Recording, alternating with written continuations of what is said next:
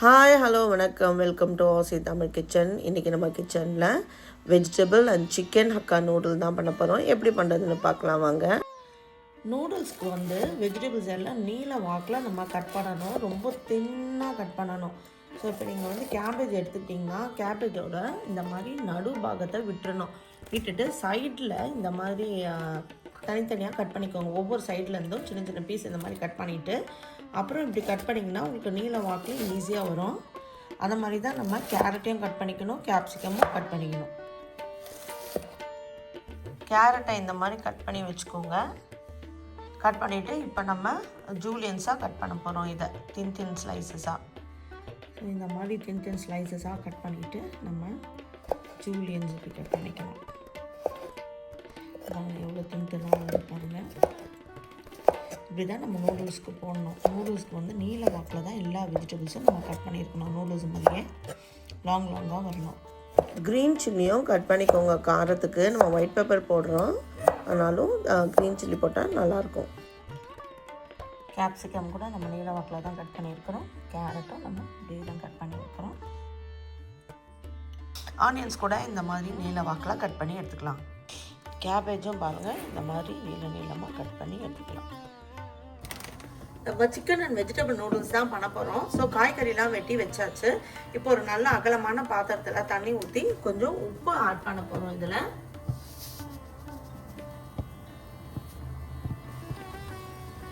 நூடுல்ஸை add பண்ணிக்கலாம். நல்லா தண்ணி கொதிச்சதுக்கு அப்புறம் தான் நம்ம நூடுல்ஸை ஆட் பண்ண போகிறோம். இது ரொம்ப நேரம் குக் ஆகக்கூடாது, நம்ம மாய்ஸ்சர் தான் கொடுக்க போகிறோம் நூடுல்ஸ்க்கு.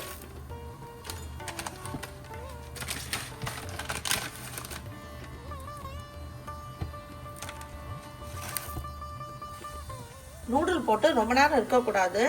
இது அப்படியே உதிரியாக தனியாக வந்துடணும், அவ்வளோதான். எண்ணெய் போடுவாங்க இந்த டயத்தில், ஆனால் நம்ம எண்ணெய் போடக்கூடாது.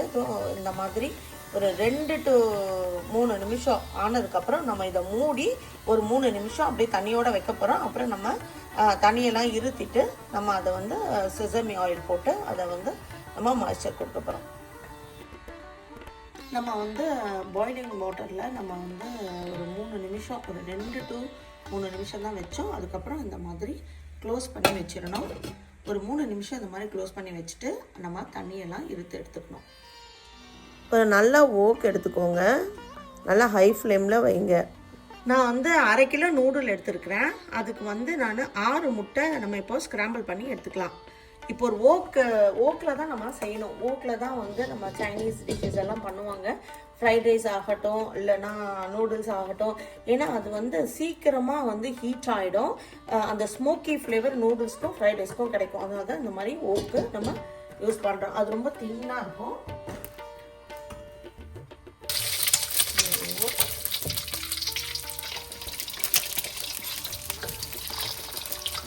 சால்ட் ஆட் பண்ணிக்கலாம்.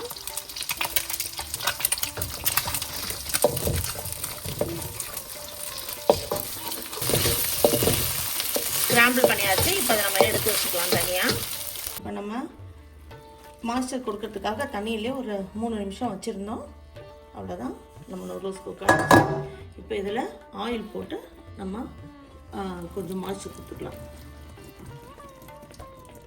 இப்போ தண்ணியெல்லாம் நம்ம ஸ்ட்ரெயின் பண்ணிட்டோம். இப்போ ஆயிலில் போட்டு கொஞ்சம் இதில் மசாஜ் கொடுத்துருவோம்.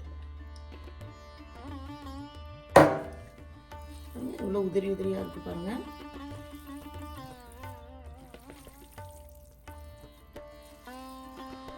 இப்போ நம்ம எக் ஸ்க்ராம்பிள் பண்ண அதே ஓக்கில் நம்ம கார்லிக் நல்லா சாப் பண்ணி வச்சுருக்கோம், அதான் ஆட் பண்ணிக்கலாம்.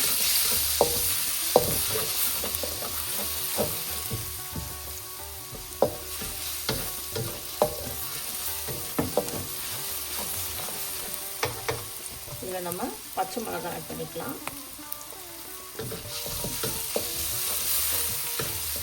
இப்போ நம்ம கட் பண்ணி வச்சுருக்கிற எல்லா வெஜிடபிள்ஸும் கட் பண்ணிக்கலாம்.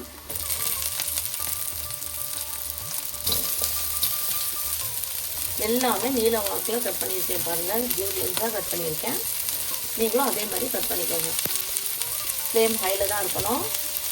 காய்கறி க்ரன்ச்சியாக தான் இருக்கணும்.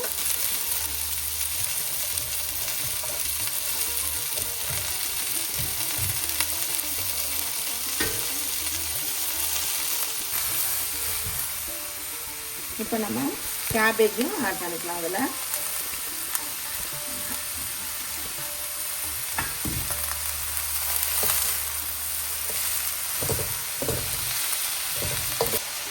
சிக்கன் வந்து போன்லெஸ் சிக்கனை பிரெஸ்ட் பீஸ் வாங்கிட்டு அதையும் ஜூலியன்ஸாக இந்த மாதிரி நீல வாக்கில் கட் பண்ணிவிட்டு இதை நான் லைட்டாக வந்து ஷாலோ ஃப்ரை பண்ணி ஒரு 2-3 மினிட்ஸ் தான் நான் வந்து ஃப்ரை பண்ணி இந்த மாதிரி எடுத்து வச்சுக்கிட்டேன். ஸோ இது வந்து நல்லா சாஃப்டாக ஜூஸியாக இருக்கும் சிக்கன்.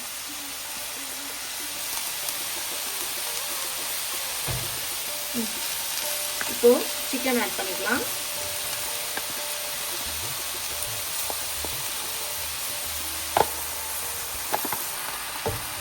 சிக்கனில் வந்து நம்ம கழுவிட்டு ஜூலியன்ஸாக கட் பண்ணிவிட்டு அது கொஞ்சம் சால்ட்டு, பெப்பரு, கார்ன்ஃப்ளவர் போட்டு தான் நான் வந்து ஷாலோ ஃப்ரை பண்ணேன். இதை நம்ம ரெடி பண்ணிட்டோம். இப்போ நம்ம நூடுல்ஸ் ஆட் பண்ணிக்கலாம்.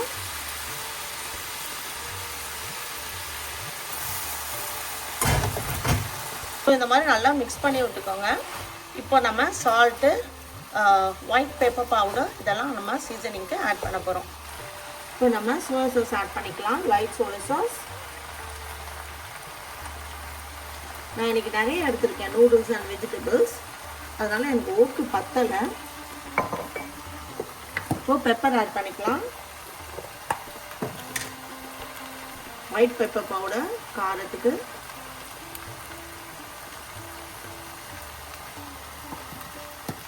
அப்புறம் சீசனிங்க்கு நான் மஷ்ரூம் சீசனிங் எடுத்துருக்கேன். நீங்கள் இது வந்து ஆப்ஷனல் தான், நீங்கள் ஆட் பண்ணால் பண்ணுங்கள், இல்லைன்னா வேண்டாம். இது அரோமா சீசனிங்னு சொல்லுவாங்க. இது அந்த உமாமி டேஸ்ட் கொடுக்கும். இப்போ கொஞ்சம் சால்ட்டு ஆட் பண்ணிக்கலாம்.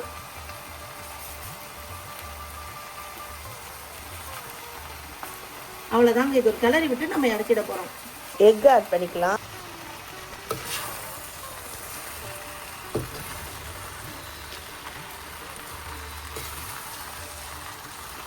அவ்வளோதாங்க, ரெடி ஆயிடுச்சு நம்ம சிக்கன் வெஜ் நூடுல்ஸ். டேஸ்டியான சிக்கன் வெஜிடபிள் நூடுல் ரெடி ஆகிடுச்சு. இதை நம்ம வந்து கடைசியாக ஸ்ப்ரிங் ஆனியன்ஸை சின்ன சின்னதாக கட் பண்ணி அதை நம்ம கார்னிஷ்க்கு யூஸ் பண்ணிக்கலாம். ஸோ இதில் கார்லிக்கு, எல்லா வெஜிடபிள்ஸு, சிக்கனு, அப்புறம் எக்கு, சீசனிங் இதெல்லாம் போட்டதுனால செம டேஸ்ட்டாக இருக்குது.